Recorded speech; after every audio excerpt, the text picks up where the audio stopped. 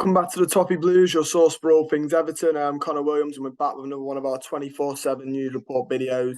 This one's an absolute jam-packed one. Started the day with just some Anthony Gordon stuff, which I'll get onto in a short minute.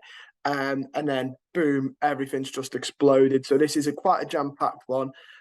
But yeah, speaking of Anthony Gordon, he is the headline news today, and it's that Everton rejected. This was a saga, so I'll go through the whole of it. Everton rejected Chelsea's £45 million bid because they want in excess of 50 million. That came via Paul Joyce. Paul Joyce then said that Everton are hoping that the rejection will end Todd Boehly's end the saga after Todd Boehly has led talks over the signing of Gordon. So Everton thought that would push him away because he's absolutely spending his money like he wants to get rid of it. Alex Crook then said that Chelsea are still pushing for Gordon despite having that 40 million rejected. He had Joe Thomas, who writes for The Echo, coming out and saying that Everton remain committed to fending off the approaches for Gordon from Chelsea. Gordon loves Everton and the fan base and has not to leave the club. Contract talks over a new deal took place this summer, but no contract had been offered, which is absolutely mental. And then as of, I don't know, about an hour ago at the time of recording, and this was at like near enough 6 o'clock, so about 5-ish, we had news from Matt Law of the Daily Telegraph that Anthony Gordon wants to leave Everton and join Chelsea. The winger is waiting to see if Chelsea make a new offer. Chelsea hope Gordon's desire to move to Stamford Bridge will help them complete the deal. A bit of a Gordon saga that's come over the last 24 hours as well, hence why there's so much of it. So we've gone from sources saying that there was a bid to sources then saying Everton have rejected it and don't want to sell, to then, and Chelsea are now put off, to then sources saying Chelsea aren't put off, they're going to defend it, to sources saying don't worry because Gordon doesn't want to leave Everton, to now, as of an hour ago, saying Gordon does want to leave Everton and go to Chelsea. So quite a lot to unpack there. My thoughts on this, listen, he did really well last season. He's one of the only players that can hold their head high. He's a good. He was a good player last season.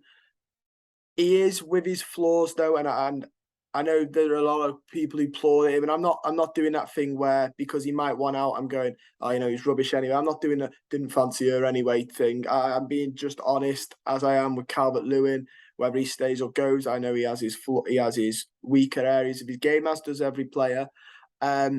And what Gordon is good at, and I've said this a number of times, is taking on players, running at people. What he's not so good at is I think Souness had said it on Sky the other day, not that he's much to take any notice of, but he's played like just over 50 games in the Prem. He doesn't have the goals. This is me now saying this. I don't think he has the goal and assist combined to be worth 50 million. It's a hindsight thing, isn't it? I personally think we should sell. I think 50 million is way too much money for him. And people will be saying, oh, but what about his potential? And that's what I mean by it's a hindsight thing. He might fulfill his potential and we're there like, 50 million. Here or there, it'll be spent by then and we forgot about it. But we'll look at Anthony Gordon and go, we could have held on a bit longer. He's special. But then we could also be looking at it like in a few years, like, God, why didn't we take that 50 million from Chelsea? That was silly. So it's one of those, it's hindsight. I did see somebody say, though, if Anthony Gordon is to fulfill the potential that we all think he has, then realistically, he probably isn't going to hang around for Everton his whole career. And I do feel a little bit like if he wasn't a local lad, then maybe we wouldn't all, myself included, wouldn't be as, not that we wouldn't like him, but I think we look at him in a bit of rose-tinted or blue-tinted spec a little bit. Ultimately, this is the big one and why I'm saying sell, although 50 million is too good to turn down for him. If he genuinely wants to go and it's true that he wants to go, let him go. Let him go. You can't keep him here if he doesn't want to be here. It's believable. I know some of us don't want to believe it, but it is believable. It's not like Tom Davis or John Joe Kenny where they grew up a local lad supporting the club. He doesn't. There's pictures circulated, isn't there, that of him at Wembley in a Liverpool scar, which makes me think he probably, not that he doesn't love Everton or anything like that, but he wasn't a boyhood. It's not his boyhood club. And Chelsea's just a big club for him. It's European football. Now, personally, and this is going to sound a bit harsh, but I think he's going to get lost in the shuffle at Chelsea, which is why I'm saying take 50 million. I think it's absolutely silly by Chelsea, in all honesty, and I think it's too good to turn down. Do I like him? Of course, I like Anthony Gordon. Will I be sad to see him go? Yes, but 50 million, that's a lot that we can spend. Get another winger, get a striker. There's a lot to the only other negative in it, apart from us losing Gordon, who's a likable lad, is that it leaves us with 2 weeks to do a lot of work. And it's if you trust Everton to do that, which is the other problem. Moving on, though, we have the news now that an agreement has been found between Everton and Idrissa Gueye. This has come from Fabrice Hawkins. This is one that apparently was done 3 weeks ago, and then it's been. This is the other thing, which is why I say the sources that it comes from. Fabrice Hawkins is a journalist in France, because last week sources were telling you Gueye was done. 2 weeks ago, it was Everton were just finalising some little things. That was quite a while ago, and that proved to be a lie. Well, not a lie, but proved to not be quite as true as said, because it didn't. It's still going on. Paul Joyce also said Everton are hoping to progress to signing a PSG midfielder. It was a go for a nominal fee this week, which adds to what Fabrice Hawkins. I do think he's still coming, and I said last week in the video when these talks were faltering, and I said obviously it wasn't as done as people were claiming. I do think it will be done, and it looks like it will be done. It's just a little bit longer than I think people thought. And I think it's just PSG trying to get a little bit as much out of it as possible. Moving on from that, this is a really, really bumper stuff. We have Besiktas are really to sign Dele Alli, both on a permanent deal and the loan are being considered currently. Everton are leaving it to the player to decide. Dele Alli wants game time. That's come from Fabrizio Romano. The Athletic and David Ornstein then said the same thing, that Besiktas are pushing, and that Everton are fully allowing it to be up to Dele Alli what he does. We ran a poll. We always run polls. There's 2 of them in this video, and it's would you loan out Dele Alli? 1,945 of you have voted. It's still open for another 22 hours. You know what to do. Follow us on Twitter and do that. 54.1% of you said you would. 45.9 said you wouldn't. I've said I'd loan him out, but that's not ideally what I'd want. I'd ideally want to sell him. We bought him for nothing. We've not paid anything for him yet. I'd love if we could try and sell him, even if it's like for £1 mil, £2 mil, £3 mil, 5, a bit of money back. If not, I honestly think just let him go, guys. I wasn't keen on the transfer at first. I tried to get behind it because it's Everton and you got to back the players. But for me, I think the writing, my mind was made up when I watched the Tottenham documentary, and Jose Mourinho straight away called him out, said, "You don't train well, you're a bit lazy." And then he didn't really kick on. He had a couple of good spells, but he didn't really kick on under Mourinho. And people may be like, "Oh, well, that could be Mourinho's fault," but it's looking more likely that he's right about it. Because I don't know if it's fitness, but Dele Alli just doesn't complete a lot of games for us. We do have that Crystal Palace game in that half that he produced to thank him, but ultimately, guys, I've not seen enough from Dele Alli to be happy with his contribution to the Everton team.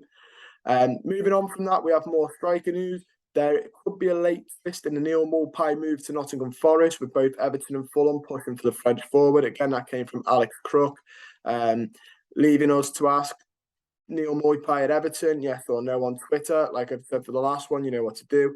2,246 of you have voted. Open for another 16 hours.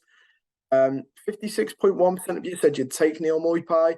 43.9% said no. So relatively balanced there.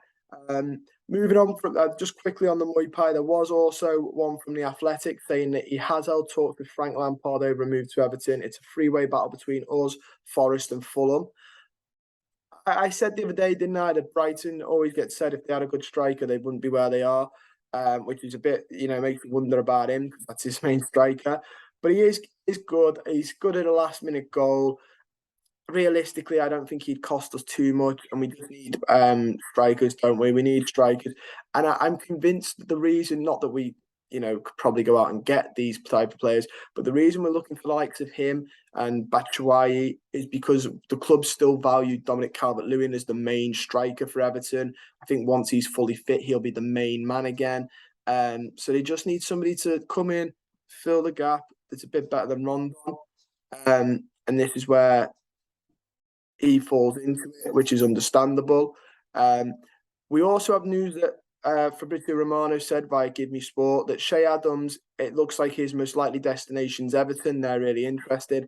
Again, copy and paste what I said about Moipai. I don't know why Shea Adams has fallen out of favourite Southampton now that they haven't got Brozier. I thought I'd see him back in the mix, and Shane Long's not there anymore. He has a lot of goal involvement, not so many goals and assists, but goal involvement. He will fill the gap for Calvert-Lewin fully back, and then will probably be like Rondon's been used now in and off the bench. I wouldn't, I'm not thinking that much into that. They're useful though. Him and Neil Moipai are both useful. I think they both could play a role at Everton.